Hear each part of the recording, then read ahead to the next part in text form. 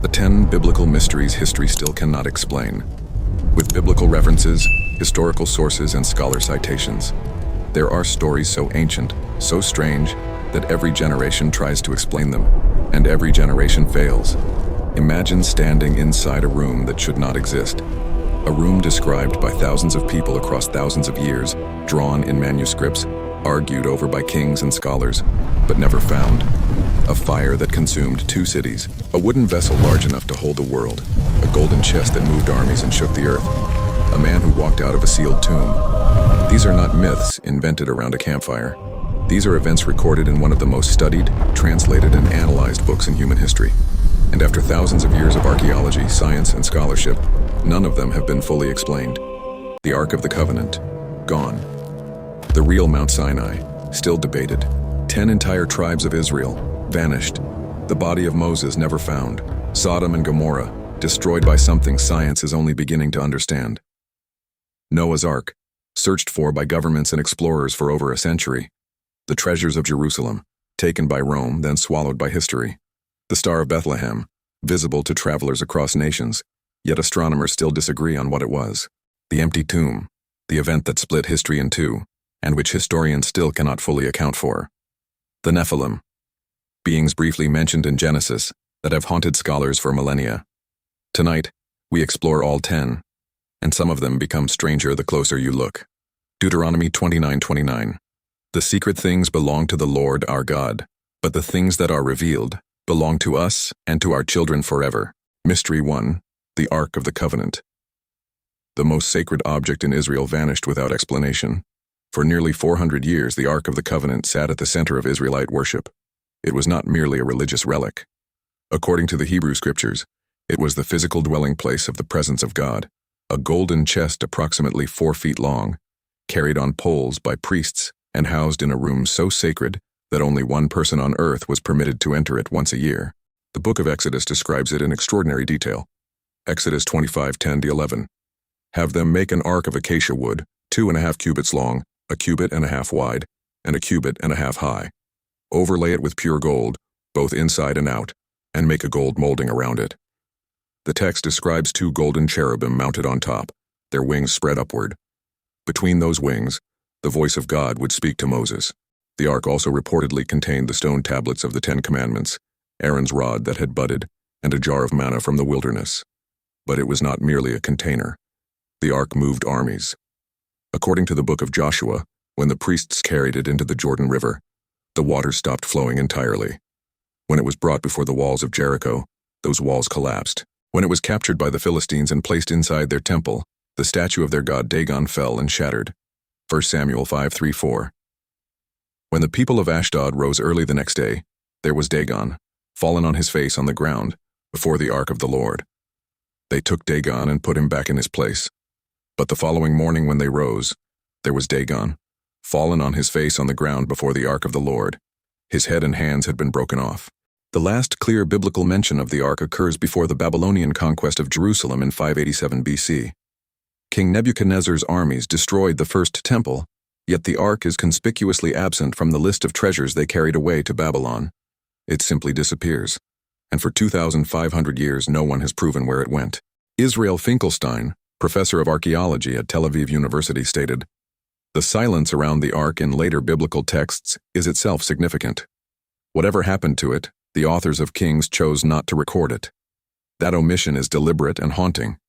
Graham Hancock, in The Sign and the Seal from 1992, wrote, "I became convinced that the Ark of the Covenant had been removed from Jerusalem before the Babylonian destruction, and that it had found its way, through extraordinary circumstances, to Ethiopia, where it remains to this day."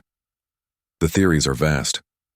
Ethiopian Orthodox Christians claim the Ark rests inside the chapel of the tablet in Axum, guarded by a single monk who lives there for life. Others believe it was hidden beneath the Temple Mount in Jerusalem, a theory that cannot be tested because excavation is forbidden. Some ancient Jewish texts suggest it was buried beneath the temple itself before Nebuchadnezzar arrived. To this day, no archaeologist has confirmed its location. The most sacred object in ancient Israel remains exactly where history left it, in the dark. Mystery 2, the real Mount Sinai. The mountain where Moses spoke with God may not be where most people think. For centuries, Christian pilgrims have traveled to the Sinai Peninsula in Egypt to visit a peak traditionally identified as the Mountain of God, the place where Moses received the 10 Commandments, where the burning bush appeared, where the presence of God descended in fire and cloud. Today a monastery sits at its base. Tourism is constant. The identification seems settled. But a growing number of scholars and archaeologists believe the entire identification may be wrong. Exodus 19:18. Mount Sinai was covered with smoke because the Lord descended on it in fire. The smoke billowed up from it like smoke from a furnace, and the whole mountain trembled violently. The traditional site, Jebel Musa in Egypt's Sinai Peninsula, was identified by early Christian tradition, not by biblical archaeology. When scholars began examining the text itself, problems emerged.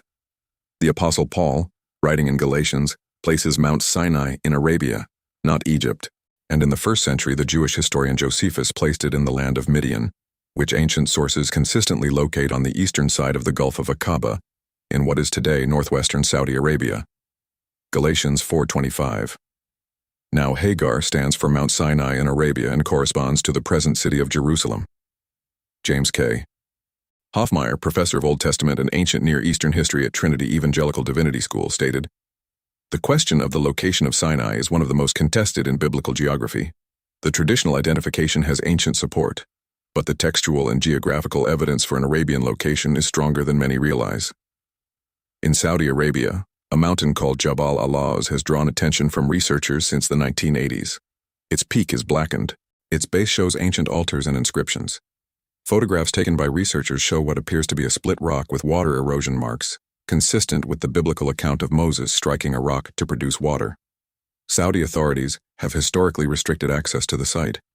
The real Mount Sinai may be a protected archaeological site inside a modern nation-state, its identity guarded not by ancient priests, but by government policy. What if the real mountain of God is still hidden not by sand but by borders?" Mystery 3. The 10 Lost Tribes of Israel. 10 entire tribes vanished from history. In 722 BC, the Assyrian Empire under King Sargon II conquered the northern kingdom of Israel. The Bible records that tens of thousands of Israelites were deported, scattered across Assyria, Media, and beyond. 10 of the 12 tribes of Israel were exiled and never returned as a distinct group. 2 Kings 17:6. In the 9th year of Hoshea, the king of Assyria captured Samaria and deported the Israelites to Assyria. He settled them in Hala, in Gozan on the Habor River, and in the towns of the Medes. The 2 remaining tribes, Judah and Benjamin, would later be exiled by Babylon and eventually return. The 10 northern tribes did not. They dissolved into the ancient world, and humanity has been searching for them ever since. The search spans every continent. Communities in Ethiopia, the Beta Israel or Falasha Jews, maintained Jewish practices for centuries before modern Israel recognized them as descendants of the tribe of Dan. Tens of thousands now live in Israel. In India, the B'nai Menashe community in the states of Mizoram and Manipur claim descent from the tribe of Manasseh, and genetic studies have found partial support for a Middle Eastern origin. In Japan, some researchers have drawn comparisons between ancient Shinto rituals and Hebrew priestly customs, the structure of the ark carried in festivals, the cut of priestly garments, specific ceremonial practices that defy easy explanation. Tudor Parfit, professor of modern Jewish studies at the University of London, declared, "The lost tribes narrative has driven one of history's most extraordinary diasporas of identity. These communities did not merely adopt a story. They preserved traditions across 2 millennia that sometimes align in startling ways with ancient Israelite practice." Simcha Jacobovici, in The Quest for the Lost Tribes from 1999, wrote, "Every culture touched by Israelite diaspora shows traces. The question is not whether the 10 tribes survived, they did. The question is where they went, and how many people alive today carry that bloodline without knowing it." Modern genetics has entered the search. DNA studies have traced specific haplogroups from the ancient Near East into populations across Central Asia, East Africa, and the Indian subcontinent. The lost tribes did not vanish. They became other nations. And those nations in some cases remember. Somewhere on Earth today, descendants of those 10 exiled tribes are alive, most without knowing it. Mystery 4. The Body of Moses. Why does the Bible describe a supernatural dispute over the body of Moses? Moses led the Israelites out of slavery in Egypt. He received the law on Sinai. He guided a nation for 40 years through a wilderness. And then, on the edge of the promised land he was never permitted to enter, he climbed a mountain, looked out across the land, and died. Deuteronomy 34:5-6. And Moses, the servant of the Lord, died there in Moab, as the Lord had said. He buried him in Moab, in the valley opposite Beth Peor, but to this day no one knows where his grave is. No grave, no tomb, no memorial site. The greatest leader in Israel's history was buried, and the location was concealed. The ancient Jewish text, the Book of Jude, contains one of the most mysterious verses in the entire New Testament. It references an event not recorded anywhere in the Hebrew Bible, a confrontation over the body of Moses. Jude 1:9. But even the archangel Michael, when he was disputing with the devil about the body of Moses, did not himself dare to condemn him for slander, but said, "The Lord rebuke you." Where does this tradition come from? Scholars believe Jude is quoting from a lost Jewish text called the Assumption of Moses, an ancient document that described Moses being taken bodily into heaven, with Satan and the archangel Michael contending over his remains. Why would Moses' burial place be hidden? Ancient Jewish commentary suggests God concealed it to prevent the Israelites from worshiping at his tomb. The fear was real. The same impulse that led to the golden calf could have turned the grave of Moses into an idol. John Bright, author of A History of Israel, one of the most widely used biblical history textbooks of the 20th century, stated, "The tradition surrounding Moses' burial is deliberate in its obscurity. The text says, God buried him. It says no one knows where.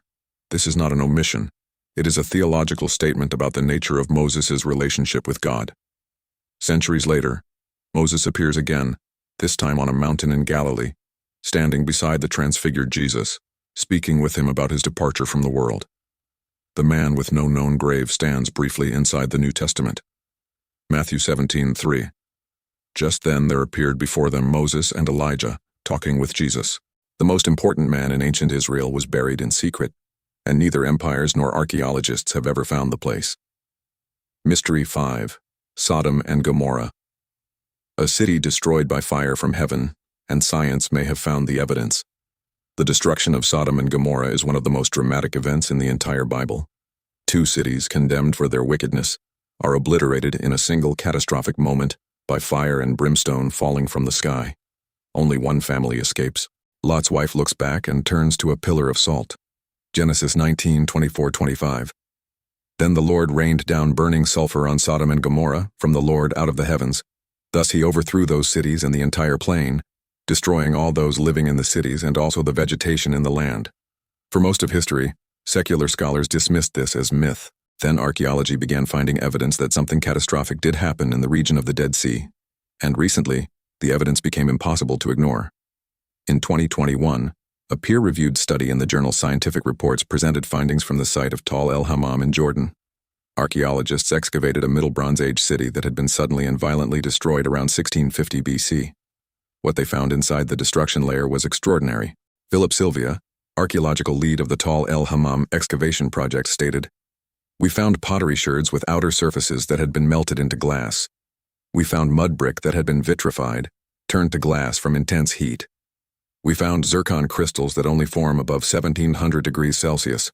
This city was exposed to a heat event far beyond anything a normal fire or military attack could produce." The study proposed that a cosmic airburst, similar to the Tunguska event of 1908 but significantly larger, had detonated above the city, producing temperatures exceeding those of a nuclear explosion at ground level.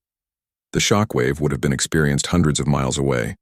The salt content of the resulting explosion could have poisoned agricultural land for centuries, which matches the biblical description of the land becoming permanently barren. John D.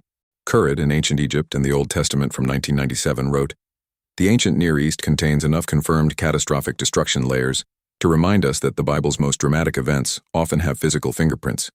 The challenge is not whether events happen, but where to find them.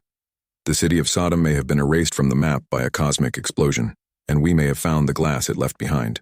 Mystery 6. Noah's Ark. People are still searching for Noah's Ark today, with satellite images and ground-penetrating radar. The flood narrative of Genesis is among the most universal stories in human history. Flood myths appear independently in Mesopotamia, India, China, Greece, Mesoamerica, and the indigenous traditions of North America and Australia. Something happened, something so catastrophic it embedded itself into the collective memory of civilizations that never met. Genesis 7:17-20. For 40 days the flood kept coming on the earth, and as the waters increased they lifted the ark high above the earth. The waters rose and increased greatly on the earth, and the ark floated on the surface of the water. They rose greatly on the earth, and all the high mountains under the entire heavens were covered to a depth of more than 15 cubits. The oldest known flood narrative predates the Bible by over 1,000 years. The Epic of Gilgamesh, written in ancient Mesopotamia, describes a man named Utnapishtim, who is warned by the gods of an imminent flood, builds a great vessel, loads animals onto it, and survives the destruction of humanity. The parallels to Noah are so precise that scholars have debated their relationship for over a century. Andrew George, in the Epic of Gilgamesh, a new translation from 1999, wrote, "The Gilgamesh flood narrative and the Genesis flood narrative share not merely the general outline, but specific details: the sending of birds, the offering of sacrifice after the flood, the covenant with the divine." The literary relationship between these texts is one of the most significant problems in the study of ancient religion. For centuries, Mount Ararat in eastern Turkey has been the traditional search site. Numerous expeditions have claimed to have found evidence, wooden structures and ancient timbers embedded in glacial ice. In 1949, a classified U.S. Air Force photo taken of Mount Ararat appeared to show a large anomaly near the summit. The image was declassified decades later and has been debated ever since. In 2010, a Chinese-Turkish team announced they had found wooden structures at approximately 4,000 meters elevation on Mount Ararat, with carbon dating suggesting an age consistent with biblical chronology. Independent verification has remained elusive. David Fussold, marine surveyor and author of the Ark of Noah, stated, "I have examined the site at Drupinar, near the Iranian-Turkish border, that many believe is a natural geological formation. What I found was a structure with dimensions precisely matching the cubit measurements given in Genesis, containing iron oxide patterns consistent with ancient iron brackets. The earth remembers more than we credit it for. The mountain still keeps its secrets, locked inside thousands of feet of glacial ice and political borders." Mystery 7. The Lost Treasures of Jerusalem. Rome displayed the treasures of Jerusalem to the entire world, and then they disappeared. In 70 AD, the Roman general Titus completed the siege of Jerusalem. After 5 months of brutal urban warfare, the city fell. The Second Temple, the most sacred site in Judaism, rebuilt and expanded by Herod the Great over decades, was burned to the ground. The temple's treasures were carried out before the flames consumed everything. Matthew 24:2. Do you see all these things? Truly, I tell you, not one stone here will be left on another. Every one will be thrown down. Flavius Josephus, Jewish historian and eyewitness to the destruction of Jerusalem in 70 AD, recorded in the Jewish War, the Romans now set fire to the outer courts of the temple. The holy house itself, and all about it, was burnt while it was still day. The Arch of Titus in Rome, built around 82 AD to celebrate the conquest of Judea, depicts Roman soldiers carrying the great menorah, the 7-branched golden lampstand, through the streets of Rome in triumph. It is one of the most detailed and historically significant pieces of ancient visual evidence in existence. The menorah is real, the conquest was real, the treasure was taken. Then it vanished. When Rome was sacked by the Visigoths under Alaric in 410 AD, the treasures of Jerusalem may have been carried to Carthage. When the Byzantine general Belisarius defeated the Vandals in 534 AD, he reportedly recovered them and brought them to Constantinople. The trail dissolves into the medieval period. Sean Kingsley in God's Gold, The Quest for the Lost Temple Treasures of Jerusalem from 2006 wrote, "The paper trail for the temple treasures goes cold in the 6th century. After that, we have theories, the Vatican, a cave in the Judean desert, beneath the Temple Mount itself. What we do not have is proof. The greatest treasure in the ancient world is simply gone. The Copper Scroll, one of the Dead Sea Scrolls discovered at Qumran, contains an extraordinary list of buried treasures with precise location instructions. Whether it describes real hiding places or is an elaborate literary fiction remains one of archaeology's most debated questions. The golden menorah that lit the Temple of God has been missing for nearly 2,000 years and may be hidden within a kilometer of where it was made. At this point, a pattern begins to emerge, and it is stranger than any individual mystery. Notice what has happened across these 7 stories. An object described in extraordinary detail, the Ark, disappears without trace. A mountain that defines an entire religion, Sinai, may be in the wrong country. 10 entire tribes of a nation scatter into the ancient world. The greatest leader of a civilization is buried in a location deliberately concealed. 2 cities are erased by an event that may have left glass in the soil. A vessel said to have preserved all life on earth sits beneath ice on a contested mountain. And the most sacred treasures of a people are paraded through Rome and then swallowed by medieval chaos. Missing objects, missing people, missing places, a civilization whose entire physical record seems designed to disappear. What if the greatest mystery is not where these things went, but why they keep disappearing? Isaiah 45:15. Truly you are a God who has been hiding himself, the God and Savior of Israel.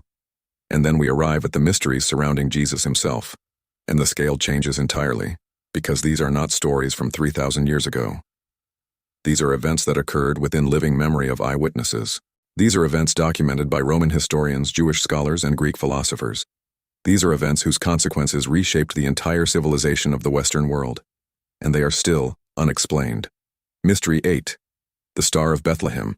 A mysterious light guided travelers across nations. 2,000 years later, astronomers still disagree on what it was. The Gospel of Matthew records that at the time of Jesus' birth, wise men or magi, scholars from the East, likely astronomers from Persia or Babylon, saw a star that signaled the birth of a king. They followed it to Jerusalem, then to Bethlehem, where it appeared to stop directly over a specific location. Matthew 2:9-10. After they had heard the king, they went on their way, and the star they had seen when it rose went ahead of them until it stopped over the place where the child was. When they saw the star, they were overjoyed. For centuries, this was treated as a supernatural event with no natural explanation required. Then astronomers began looking backward through time. In 1603, the astronomer Johannes Kepler observed a conjunction of Jupiter and Saturn and was reminded of a medieval Jewish tradition that the Messiah would arrive during such a conjunction. He calculated backward and found a triple conjunction of Jupiter and Saturn in the constellation Pisces around 7 BC, a rare alignment that would have been highly significant to Babylonian astronomer priests. Colin Humphreys, professor of materials science at Cambridge University, stated, "My research suggests the Star of Bethlehem was a comet, recorded in Chinese astronomical records around 5 BC. Comets were universally interpreted in the ancient world as signs of royal births and deaths. A comet in that period would have been unmistakable to the Magi as a celestial announcement." Michael Molnar, in The Star of Bethlehem, The Legacy of the Magi from 1999, wrote, "The answer lies in Roman astrology, not modern astronomy. Jupiter was the royal planet. When it underwent a rare occultation by the moon in the constellation Aries, a sign associated with Judea in ancient astrology, on April 17, 6 BC, any court astrologer in the East would have recognized it as announcing the birth of a king of the Jews. The theories are numerous: a planetary conjunction, a comet, a supernova, an occultation of Jupiter. Each has serious academic proponents. Each has genuine astronomical evidence. None has achieved universal acceptance. Perhaps most remarkably, the ancient Chinese astronomical record, maintained meticulously for thousands of years, contains references to unusual celestial events in exactly the period Matthew describes. Two cultures on opposite ends of the known world recorded something in the sky at the same time. Something appeared in the sky over the ancient world at the time of Jesus' birth. Astronomers are still trying to identify it. Mystery 9. The Empty Tomb. The empty tomb is the most investigated mystery in human history, and it remains unexplained. Everything in this journey has been building to this. Not because the empty tomb is the most dramatic event in the Bible, though it may be, but because it is the event with the most historical scrutiny, the most academic debate, and the most consequential implications. More books, papers, and academic arguments have been written about the resurrection of Jesus than about almost any other event in ancient history, and we still cannot explain it. Roman crucifixion was designed to do more than kill. It was designed to obliterate. A crucified man was not merely executed, he was humiliated, stripped, displayed publicly until dead, and in many cases refused burial. The body was often left on the cross to decompose or be consumed by animals as a final act of Roman power. Crucifixion was reserved for the lowest class of criminal, rebels, slaves, enemies of the state. A man crucified by Rome was, in Roman eyes, cursed, defeated. The movement he represented was supposed to die with him. Martin Hengel, professor of New Testament and early Christianity at the University of Tübingen, stated, "Crucifixion was not merely execution. It was a public statement of contempt, a declaration by the empire that this person and everything they represented had been annihilated. The idea that a crucified criminal would become the center of a world religion would have struck any Roman as not merely improbable but absurd." Mark 15:37 and 39. With a loud cry, Jesus breathed his last, and when the centurion, who stood there in front of Jesus, saw how he died, he said, "Surely this man was the Son of God." History provides a consistent pattern. When a messianic leader is killed, the movement dies. The followers scatter. Within a generation, the name fades. This happened with Theudas, a Jewish rebel leader executed around 44 AD. It happened with Judas of Galilee. It happened with Simon of Perea, with Athronges the shepherd king. All of them attracted followers. All of them were killed by Rome. All of their movements collapsed. This is not a theological argument. It is a sociological pattern so consistent that it is almost a law of ancient political history. N.T. Wright, former Bishop of Durham and professor of New Testament at the University of St. Andrews, stated, "The only historically credible explanation for why the disciples proclaimed a risen Jesus, within weeks of his execution in the very city where he was killed, is that something happened to his body. I have examined every alternative explanation that scholars have proposed over 2 centuries. None of them accounts for all the evidence. The resurrection hypothesis as a historical explanation remains the most coherent."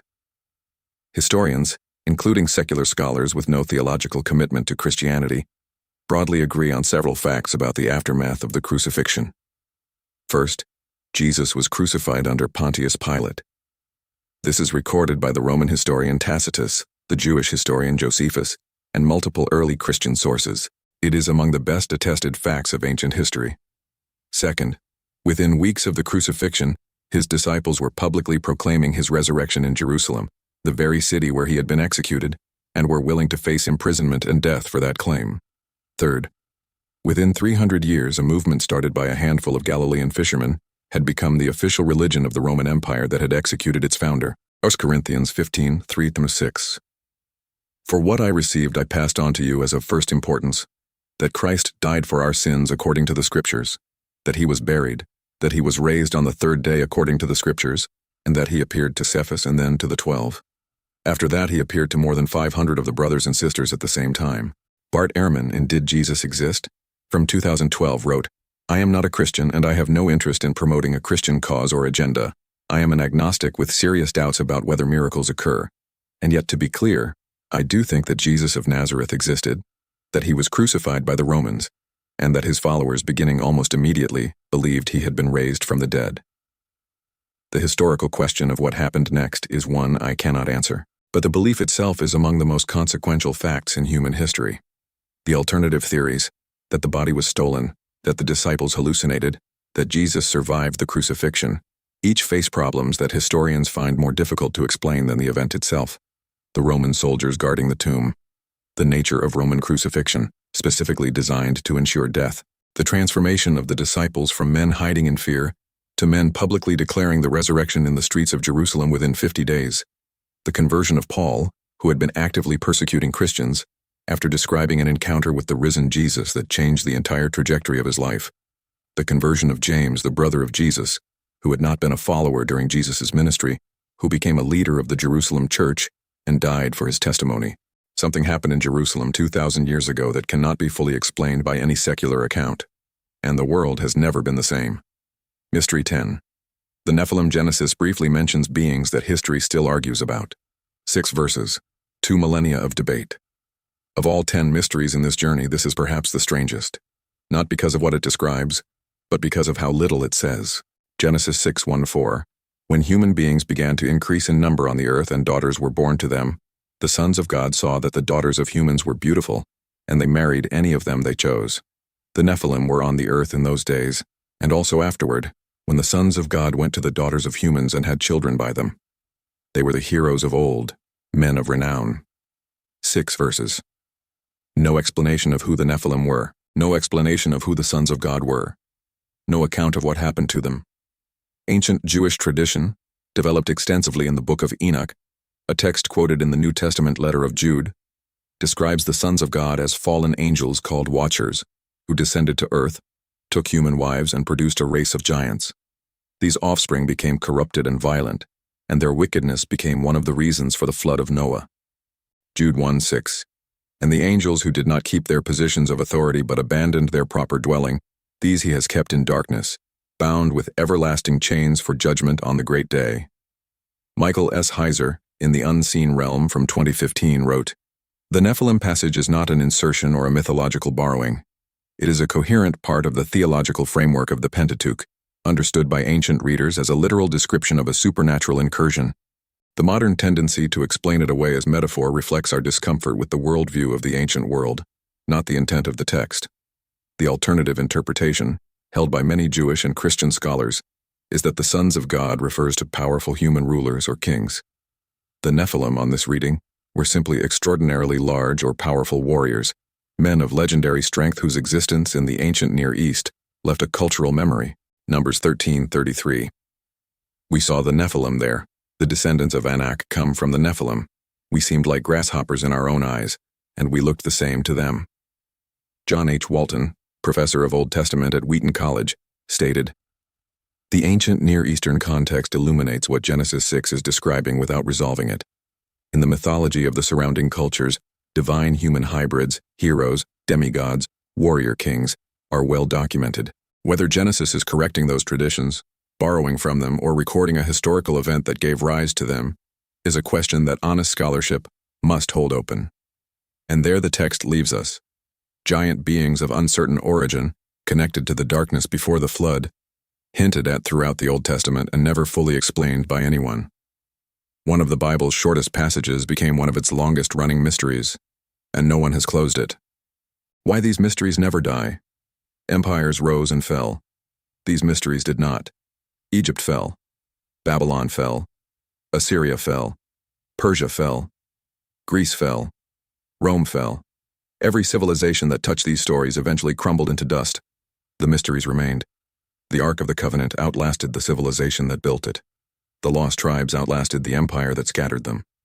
Sodom outlasted the memory of everyone who witnessed its destruction. Noah's flood outlasted every flood mythology of every culture in the world, and still has not been resolved.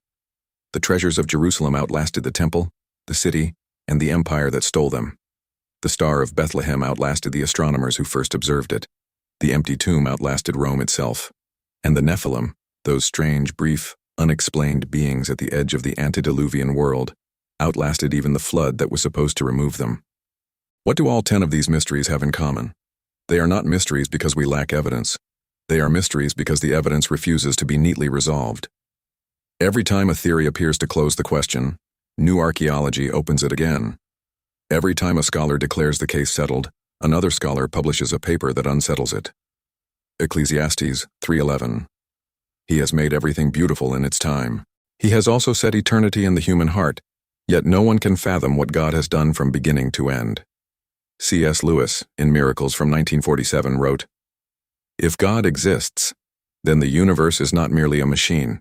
It is something more like a work of art, and works of art are not fully explained by chemical analysis. They require another category entirely. Perhaps that is the answer to why these mysteries endure. They are not puzzles waiting to be solved. They are questions designed to keep asking. The ark was hidden so it could not become an idol. Moses was buried in secret so his grave could not be worshipped. The empty tomb was left empty, not sealed, not explained, not domesticated into a manageable historical footnote, so that every generation would have to decide what to do with it. Maybe the greatest mystery is not whether these things happened, but why we cannot stop searching for them. The ancient world left us 10 questions it never answered. We are still asking them, and something in us, something that has always been there, something the writer of Ecclesiastes called eternity in the human heart, refuses to let us stop.